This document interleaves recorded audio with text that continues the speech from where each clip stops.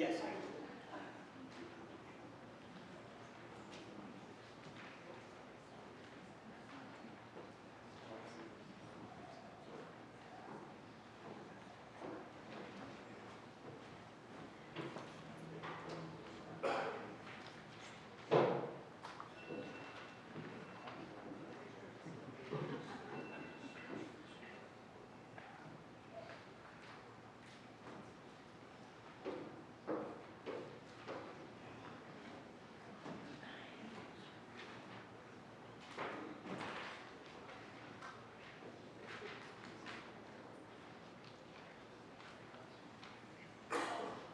Okay, we got everybody.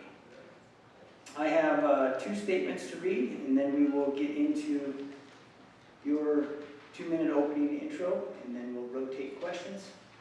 Each time I ask a question, we'll rotate so that not the same person answers first. The first statement is from Barry Crago. Greetings to all in attendance and to those watching this wonderful event. My name is Barry Crago, and I am running for Senate seat vacated by Dave Kinski, Senate District 22. Regrettably, I am out of town for work this weekend and unable to attend in person. However, I am grateful that I can provide this written statement to all of you. First of all, I would like to thank the Chamber for hosting this event. It is a great opportunity for the public to hear from candidates seeking public office. I would also like to thank all of the candidates for stepping up. Holding any elected office is a sacrifice, and anyone willing to do so should be commended. As for me, I am asking for your vote based upon what I have done and what I will continue to do if elected to go back to Cheyenne. Over the past 4 years as representative of the House District 40, I have been able to take my constituents' ideas to Cheyenne and bring them to fruition. In short, I can get things done, I just don't talk about it. For example, I was able to pass a tax cap to put an end to double-digit property tax increases. I was also able to protect the serene land around our state's veterans' home from development.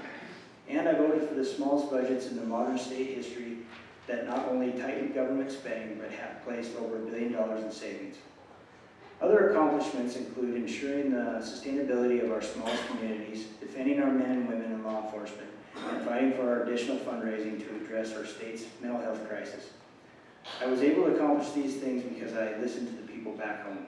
I don't get my ideas or talking points from the national news. Instead, I take my advice from the people who elect me. If re-elected, I will continue to do the same. I will listen to the people and address their needs to the best of my abilities. I will continue to work on issues like property taxes, mental health, and the fighting the federal attacks on our legacy industries of oil, gas, coal, and agriculture. I believe Wyoming's best days are ahead of her. If elected to serve in the Senate, I will fight to make sure that is true. I humbly ask for your vote in Senate District 22, and if you have questions for me, my wife, Kristen, has my contact information back of the room, and I would be happy to connect with you. Thank you, Barry Crago. Now I have a statement from Liberty Polly. I apologize that I am not able to be with you today. I committed to ministry work with my college church last winter prior to Representative Crago's announcement that he was not seeking re-election to HD 40. And I am fulfilling that obligation for 2 more weeks. I am with a team doing outreach in areas of eastern Kentucky where the economy has been decimated by the war on coal and an opioid epidemic. The extreme poverty of Appalachia is humbling, and we must proactively prevent this from happening to our Wyoming economy and people. I was born and raised in Wyoming and appreciate the culture, history, and traditions that are unique to Johnson County and our state. I am a recent graduate of the University of Cumberland with a bachelor's degree in both political science and history. I was also a scholar, All-American swimmer in college.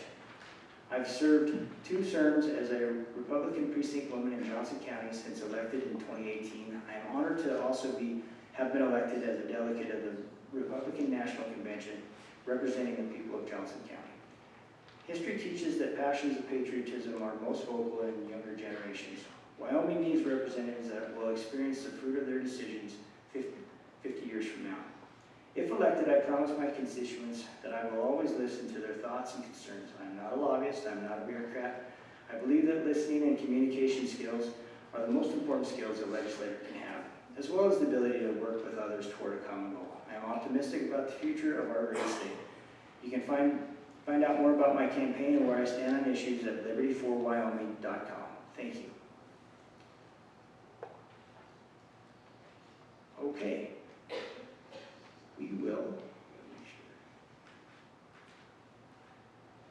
We're going to open up with your guys' 2-minute introductions, and we will start with Marilyn.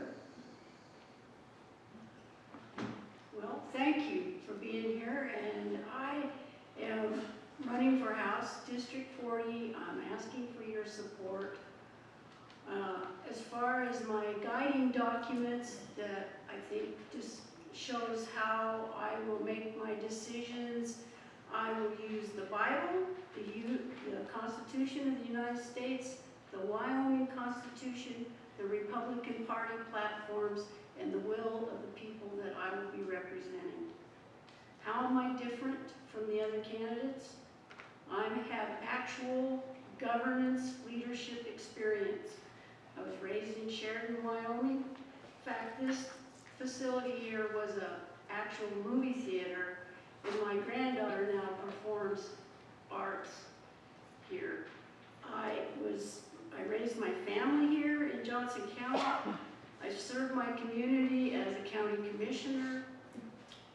I'm on the Rural Healthcare District Board. I've been on the Senior Center Board, North Wyoming Mental Health Board, State Banking Board, and I'm currently on the Search and Rescue Council.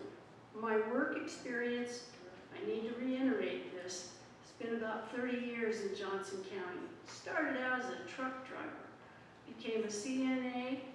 I'm an advanced EMT for 30 years. My job after being a county commissioner was a public health response coordinator for the Department of Health. And then I took the job as emergency management coordinator for the last 18 years, and I started a small business called The Mini, which was a little newspaper. My volunteer service is I've helped with developing a human trafficking task force for Region 1, which is our region. I volunteered at the Senior Center, and I'm a public information officer for our fire departments, and I volunteer as an amateur radio operator. And so I feel like I am more than qualified to do this job. Thank you. Thank you. Mark Jones. Thank you. Thank you, everyone, for coming out tonight. I'm Mark Jones. I'm a 54-year-old father to live in Johnson County.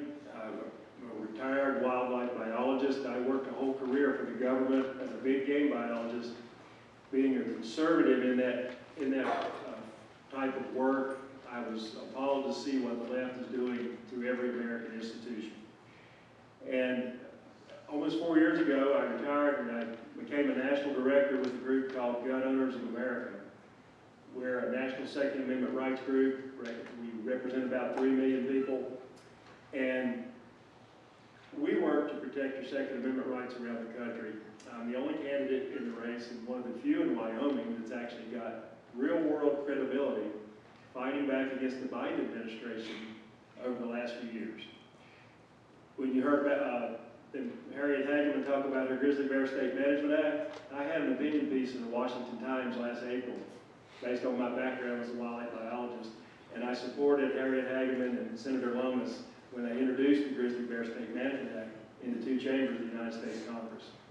When Biden issued an executive order last summer in August to kill hunter safety, archery, and shooting sports in America's schools, programs that had been available since 1965, I had an opinion piece in the Washington Times. My organization went to work, and we actually got that executive order overturned in the United States Congress. So I have real-world experience fighting back against federal overreach, and I was encouraged to run by a lot of constituents in Johnson County. And the reason I decided to run is I want my children to have the same freedoms, liberties, and opportunities growing up that I had when I grew up in the 1970s. I'm worried about federal overreach. I'm worried about our government, what's happening, and I have the credibility and the know-how to take the principles I've used fighting for the Second Amendment and apply those to all the issues impacting the state of Wyoming. Thank you. Thank you. Mark Jennings.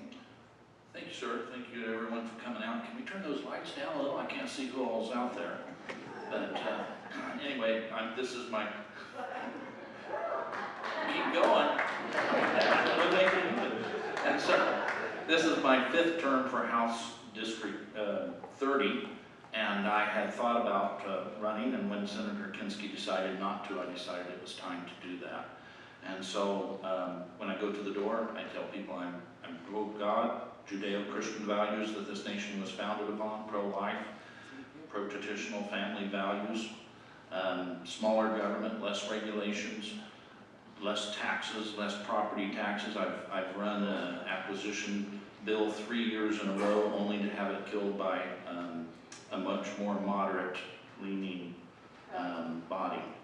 And so I feel like that this is probably the right time to go to the Senate. I would address one other thing about that. I have all my votes on my website for the last 9 years. I don't think we have the 10th one up yet.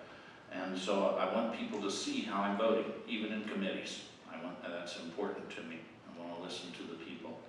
And I hear one thing that on occasion, not a lot, but I hear it a little bit tonight already about, were you born in Wyoming? Well, let me set your mind at ease, I was not. But we've lived here about 20 years, working on 20 years right now. And I've thought about this a lot. If you think back to 1836, there was a guy who was born and raised on the top of a mountain in Tennessee. And he left Tennessee and he went to Texas.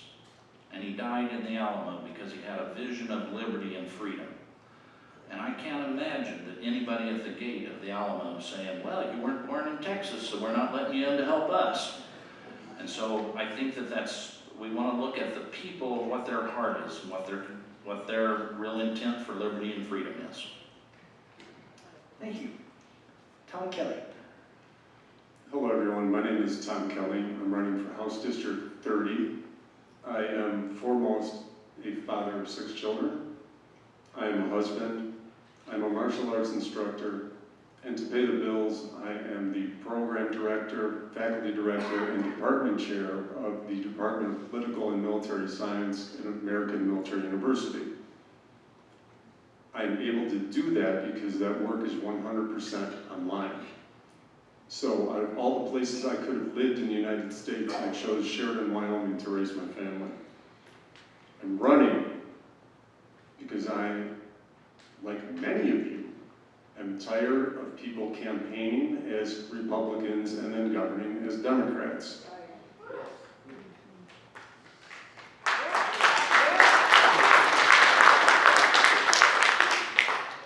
I'm tired of popular proposals making it through the legislature and then having one man veto it and then people not having the courage to call a special session to do the will of the people. So this is why my current representative, Mark Jennings, has asked me to run, and I've stepped up to do it. I think he's right. I think we need someone like me to do this.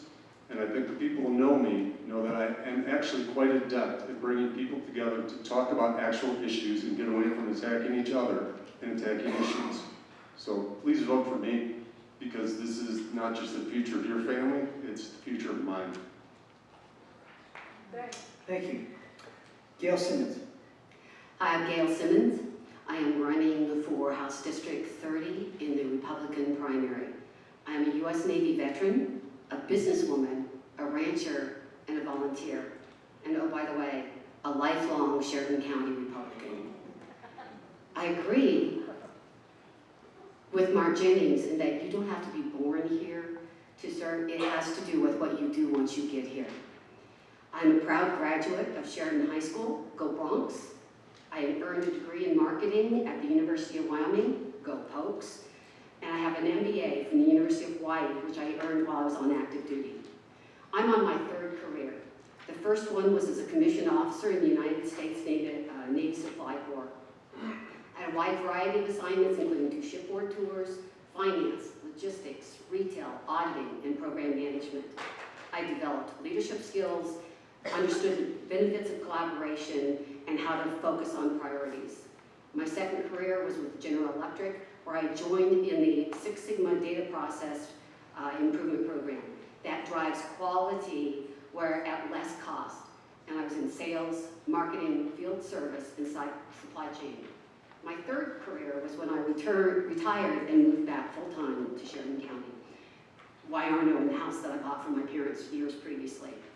I am now dedicated to community service, where I volunteer and am active in many different organizations, including the Chamber, Rotary, Sheridan County Cattlewomen, and I'm also in civic engagement, attending at my own expense, the Wyoming legislature. In all three careers, I have focused on people, program, and process. I identify the most critical programs, ensure they are streamlined, cost-efficient, and are effective in delivering the desired outcomes for the people you serve. When you hire me as the representative for House District 30, you will benefit from the same rigor, research, and respect that ensured my success in the military, industry, and personal life. Thank you. Okay. Is there any questions? Gail, you're going to start. Here is the question, and if somebody needs me to reread it later, please let me know. First question, please provide insight as to your view of lobbyists and special interest group influences on policy creation. Thank you. You know, people don't understand, I think, the difference between lobbying in Washington, D.C. and lobbying in Cheyenne. The lobbyists that are down there are usually on their own dime, are working for membership organizations, and have full-time jobs elsewhere. They have the expertise that our citizen legislature does not have. So while I really dislike the lobbyists in DC, they are actually a great resource, and it is up to the representatives and senators to determine what is the best solutions, regardless of where the information comes from. Thank you. Meredith, same question. She took my answer. I think there's a place for lobbyists. They have the expertise that a lot of us don't have. And I don't see a problem with them being in Cheyenne. I think as a House District 40 representative that I should be wise in taking the information that I'm given and look at all the resources, but I'm fine with having lobbyists in Cheyenne. Thank you. Mark Jones.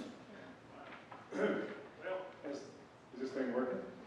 Okay, so probably the only one up here that actually is a lobbyist, so maybe this was directed to me. So I am a certified wildlife biologist with over 30 years of experience. I'm a scientist, and when I retired from government service, I could have gone trout fishing and hunting all the time. I chose to go to work for a national Second Amendment rights group because it gave me an opportunity to try to protect our rights, our constitutional rights. And my organization, people voluntarily give us money. We don't hold a gun to anybody's head. So we're fighting for people's Second Amendment rights. And I tell folks, traditional Americans and conservatives who think lobbyists are a bad thing, you better be glad there's conservative lobbyists in America, because there are more leftist lobbyists out there than conservatives. And there are a lot of groups that use taxpayer money to lobby. At least the people that back my organization do it voluntarily. Thank you. Mark Jones. Thank you, sir. So the only one up here that's actually set in front of the lobbyist. I agree that there should be lobbyists. The problem with it is that in Wyoming, what happens is the government becomes a lobbyist, and they come to the committee meetings and they're heard first, and then the lobbyists come, and you know who's missing? The citizens, and the citizens are very seldom heard. And so the other thing is a lot of times lawmakers leave the field and then they become lobbyists. And so I'm kind of opposed to letting them do that immediately. I think there should be a time limit, 5 years, something like that. Lobbyists have a lot of power in Cheyenne, and it's too much most of the time. Tom? The question was lobbyists and interest groups, correct? Yeah, I'll reread it. Please provide insight as to your view of lobbyist and special interest group influences on policy creation. Special interest groups often get a bad rap because of the press they can get. As a professor of political science, is something I've studied for many, many years, and I can tell you that interest groups like the Gun Owners of America are useful for the average person to pool their voices together to have their voices be heard. You can't do that. It's only the rich people who get to speak when you don't have interest groups where people can band together. That being said, we have a problem with legislators become dependent on contributions for re-election to lobbyists and they stop listening to the voters. It is incumbent upon the voters to make sure you know what your legislators are doing and they're not explaining their way around their votes that went against your interest and in their lobbyist interest. So because of the First Amendment, absolutely must have them, but it's civic duty that you have to keep your eyes on your legislators. Okay, next question. We will start with Tom, and then we'll, go in the same order again. Okay. We hear many candidates saying our taxes are too high, and there has been a lot of discussion in both chambers. If taxes are reduced, what would you cut in the budget? In 45 seconds. I can't tell you offhand, and this is not a time where I have any problem looking at the audience and saying, I don't know.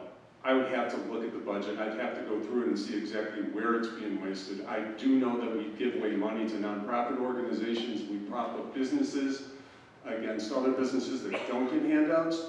So off the top of my head, I guess I would just say I would look at reducing spending on picking winners and losers in the economy and let the free market system work. But to say in less than a minute what I would do to the budget, it's unrealistic. Thank you. Gail? Collectively, Wyoming enjoys one of the lowest tax rates in the country. That doesn't make a difference to us individually when we get hit with it.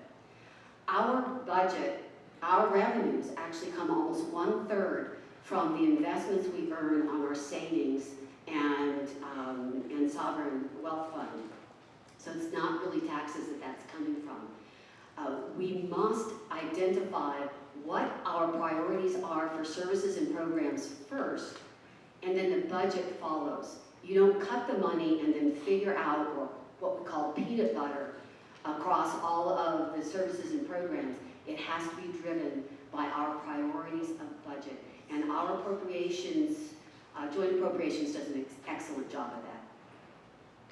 Thank you. Marilyn?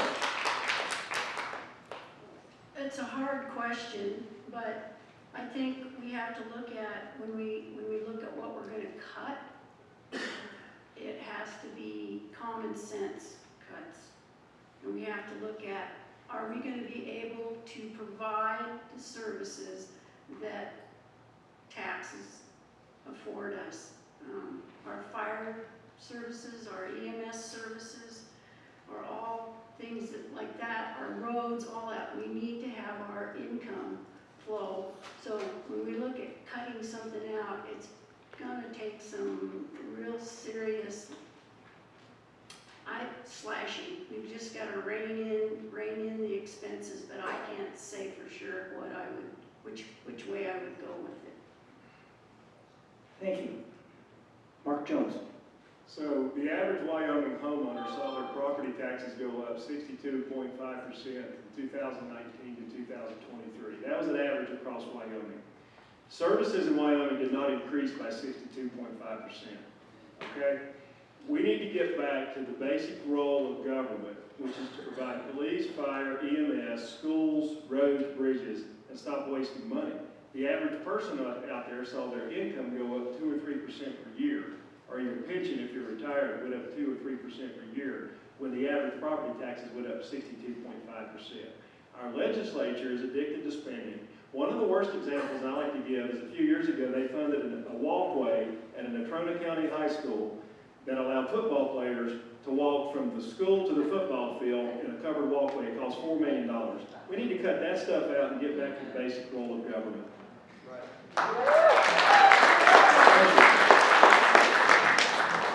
Mark Jennings? Could I hear the question again, rephrased? I'm going to read it exactly the same. We hear many candidates saying our taxes are too high. and there has been a lot of discussion in both chambers. If taxes are reduced, what would you cut in the budget? So in my opinion, the taxes are way too high. I've seen a budget go, this time it was approximately $3 billion above what was prior, the biennium before. We're addicted to spending. Mr. Jones got that correctly. And as far as what part you cut, you do the constitutional mandated things first. You keep those whole. He had a good list there. You work for the things of the state that are needful, and then you let people keep their money in their pockets because they'll do a much better job of spending it than we will. This year I ran a budget amendment to stop a Rose Bowl parade, $750,000 for a Rose Bowl parade, while my neighbors are having trouble paying their taxes. Something's wrong. Thank you. We move to the third question, and we will start with Mark Jennings. What would be your priority legislation proposals or changes in 2025 and why? That's very simple for me. There's two things that are at the top of my list, and that would be a spending policy. We all live within our spending policy. Growth and population and inflation would be about, most government workers are living under 3.2%. So I'd like to see us establish a spending policy. We don't have a taxation problem, we have a spending problem. And so that would be one, and then the other, the property tax, we need to not put our property tax where it was, enshrine it at the highest levels we've ever seen. We need to roll back and give true tax reform. Tom Kelly. The number one issue that has caused almost a tax revolt across the entire state has been the inflation of property taxes alongside the inflation of housing value that happens with the demand to live in Wyoming right now and the lack of housing. So the two priorities I'd like to see, number one, would be, like Representative Jennings said, an actual bill that would roll back property taxes to a place where counties and schools were still funded because, as Mark said, property taxes may have gone up by 2/3, but their spending needs did not. And the other one would be to loosen regulations, if we could, on real estate development to bring in houses faster that people need them, and that would stop the inflation of property values. I know some people don't like that, but other people can't afford their property tax bill going up year after year, 20, 30%. Thank you. Gail Simmons. The first thing would be to revisit the interim bills that were blocked from introduction in the 2024 after having spent hours and weeks of input from citizens, our legislators, and LSO. The second is I would like to see the block funds that are given for education be separated into two groups. One that is focused on the learning environment, whether it's in the classroom, including the teachers, whether it is virtual or in a laboratory, from the overhead and administration, so that we can ensure that there is, in fact, fiscally responsible across the board, across all 47 districts. Thank you. Very well. My first priority would be to represent the citizens with honesty, trustworthiness, and transparency. People are angry, and I don't blame them. And I would look at our property tax reforms, utility bills. We need to do something with Rocky Mountain Power because we can't afford our bills. I want to work on our federal overreach and defend our private property rights and our water rights.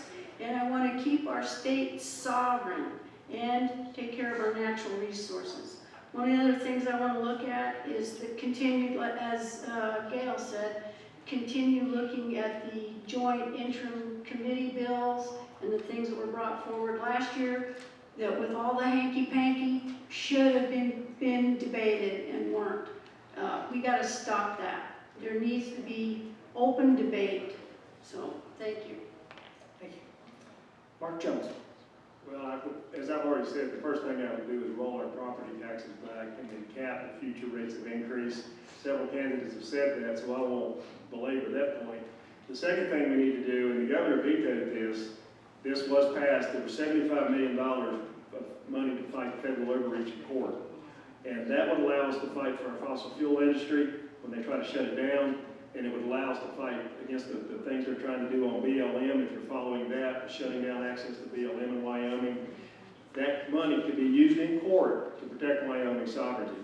10th Amendment says that all power not expressly given to the federal government belongs to the states, and the state needs legislators who understand this and will stand up for Wyoming against the federal overreach. We can do that through the court system, and we need to pass the money to do that. Thank you. Okay, we're go to our fourth question, and we'll start with Mark Jones. What do you believe are the top 2 issues impacting Sheridan County that should be addressed by the legislature, and how will you address these issues? Well, I hate to keep repeating myself, but I think the top 2 issues impacting Sheridan County are property taxes and federal overreach. Again, I'm seeing senior citizens that they're having trouble paying their taxes and are worried they're going to lose their homes. I met a young man the other day that just got out on his own, got a house, has a job. He's having trouble paying his property taxes. That impacts everybody in Wyoming, including Sheridan County. And the second issue, this federal overreach, it impacts every county in Wyoming. Okay? Even if you're not dependent on coal, oil, and gas, that's the lifeblood of the Wyoming economy. And federal overreach also trickles into private property rights, parental rights, and everything. And you know, I have the background and experience and know-how to be a legislator who will help this legislature stand up against that kind of thing. Thank you. Mark Jones. So he stole my thunder there, but I'm going to go with something a little different, even though I agree with that. Obviously, the property tax, I've run acquisition bill 3 times. It's one of those bills that was held from being discussed, put on the docket at the very last. The second thing would be our spending policy. Overreach is very close in there also, but the spending policy is very critical that we get our spending under control, and that helps Sheridan and Johnson counties. Thank you. Tom? Position-based property taxes, that's what we're talking about here. We're talking about that your property tax bill would be based on what you bought your home for. Now, Zillow said it was worth 5 years later, and then an assessor drives by and looks at your house and says, yeah, we can double the tax bill. So that real reform is needed. The other issue that we see going on in Sheridan, infrastructure in general. We have to make sure that we are taking care of, the state is helping us take care of the roads, take care of our water. These are the things government should be doing. What we don't need to do, though, is send somebody from Sheridan to Cheyenne to compete with other counties and fight with other counties for the bigger piece of the pie. My job would be to represent the people of District 30 and translate your voice into state policy, and then work with the county commission and the city council on what they needed here. Thank you. So the top 2 are actually interrelated. I'm not going to talk about property tax, that's covered. Workforce housing, which in turn impacts economic development.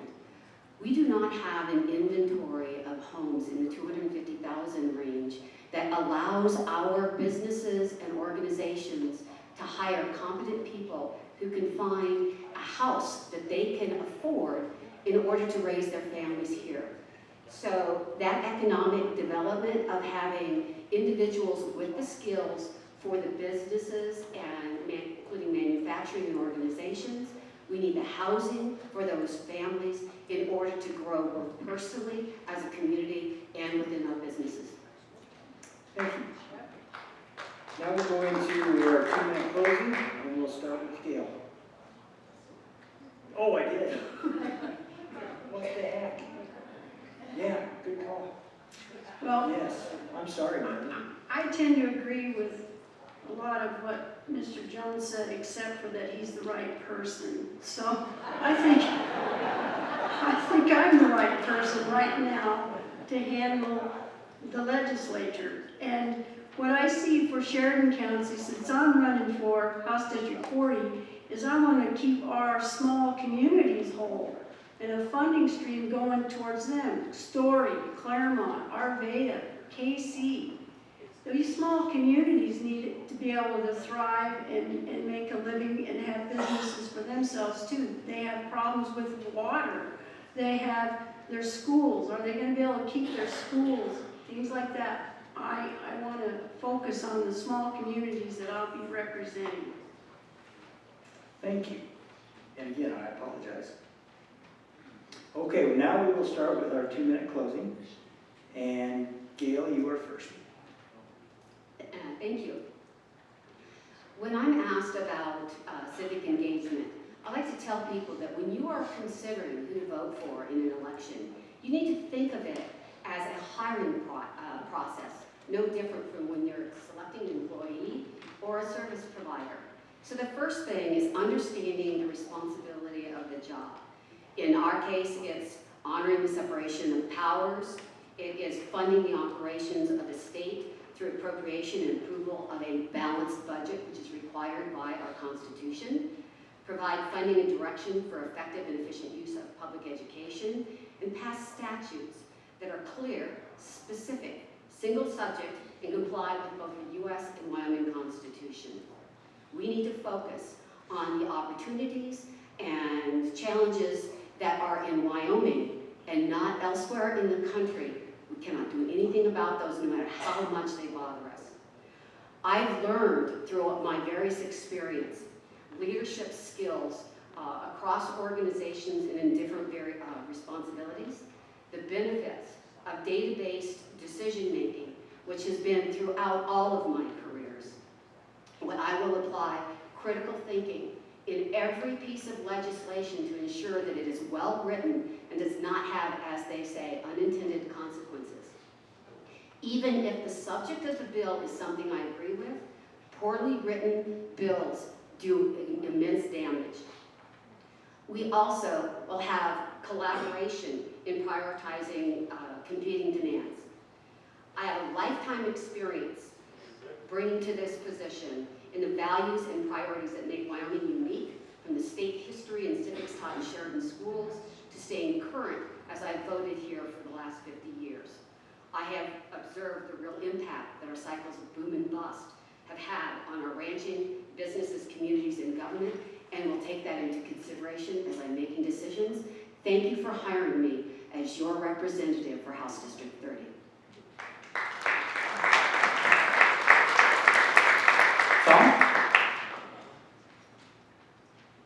I was not blessed to be born in Wyoming.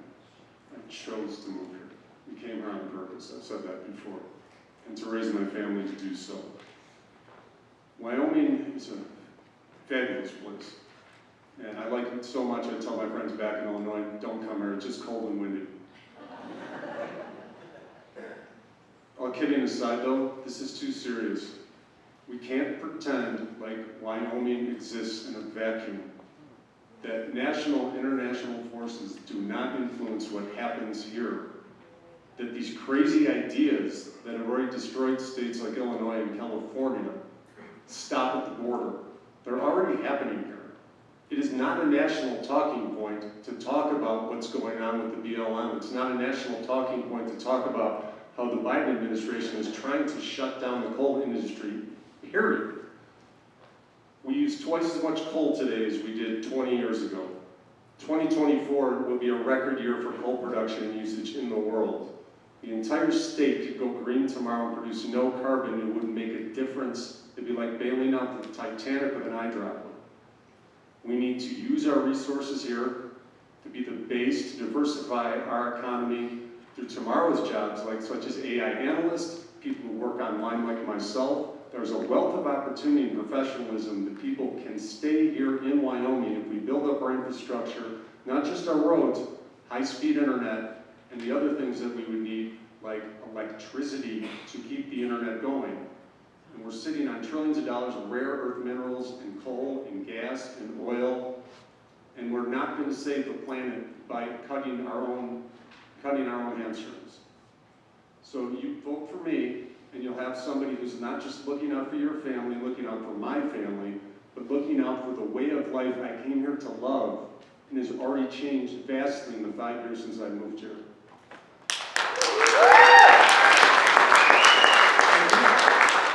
Mark Jennings? So I'm excited about this race because the rest of these people up here, you've got to go talk to them because they don't have a voting record. My opponent and I do have a voting record, and I stand by mine. That's why we put all of my votes, all of my committee votes on record. You can see it at markjennings30.com. We're cheaper to do that until we switch it over, being a conservative and all. And I think it is a very all races are contrast. And I think that in our race, we have a very good, clear contrast of our voting records. And I stand by mine, willing to talk with anybody about it. I want to see a government that's smaller, leaner. You keep more money in your pocket. I just brought one example of increasing or adding new spending out of 194 times that category was brought up. My opponent voted 106 times. And so I think there's a very clear contrast. Over the same 194, I voted 22 times. So I encourage you to actually go look at our voting records, talk to us. Maybe there was a reason that we voted that many times or not that many times. And that contrast is what this election is about. I encourage you to inform yourself and make good decisions. I ask for your vote on August 20th. Thank you very much.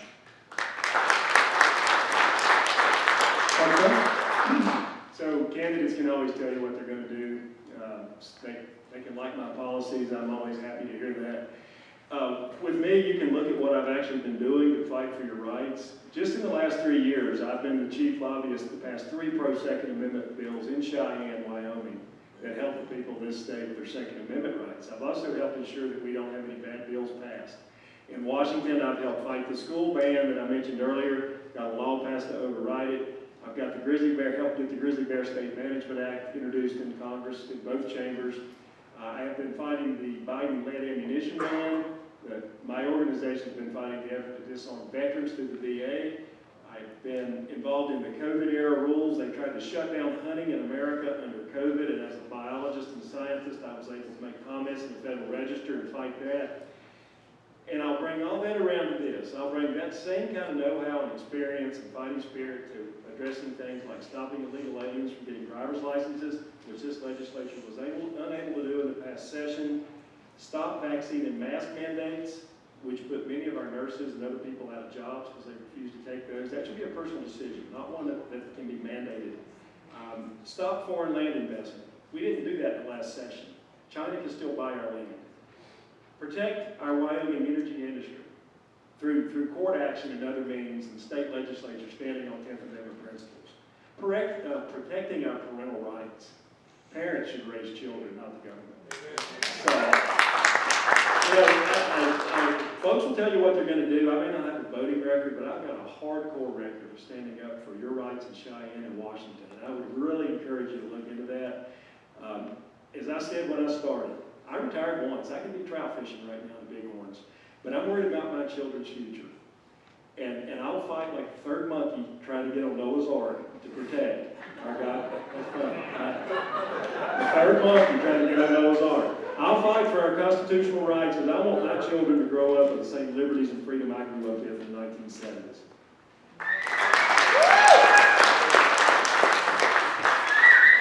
Marilyn? Well, I have got a lot of experience working at the local level and fighting for issues that affect us locally that I can take down to Cheyenne. I'm concerned about our assessed valuation and the revenues that are coming into our community, and how do we take care of our people locally. I'm all for funding streams for local communities, but I'm also aware of what's going on at the United Nations and at the federal government. And we are being attacked. And it's unprecedented what Wyoming is going through. And what starts at the UN with our ag industry, the 30/30 conservation initiatives, the World Health Organization coming down, crashing on our health care in Wyoming. We need to be proactive, taking care of our local people by going through our legislature and being very aware of what's happening to us right here at the grassroots. And I can do it. If there's a good bill out there, I don't care who sponsored the bill. Whether it's the right people in the Republican Party or the other people in the Republican Party. A good bill is a good bill, and we need to support it. So I'm here to work with the grassroots in this House District 40, and I would appreciate your vote. You know, spending, we've got to cut our spending in Cheyenne.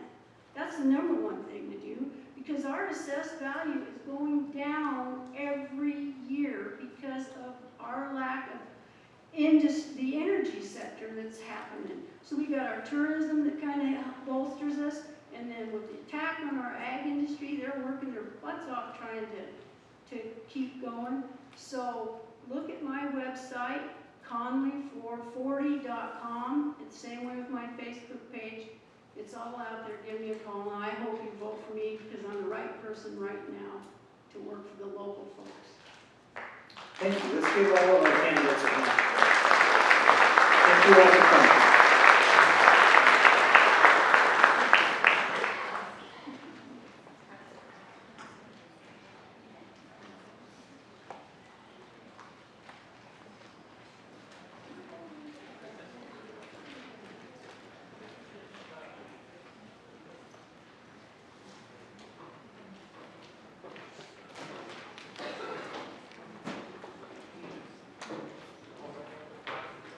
Okay, if we could bring up the county commissioners now, please.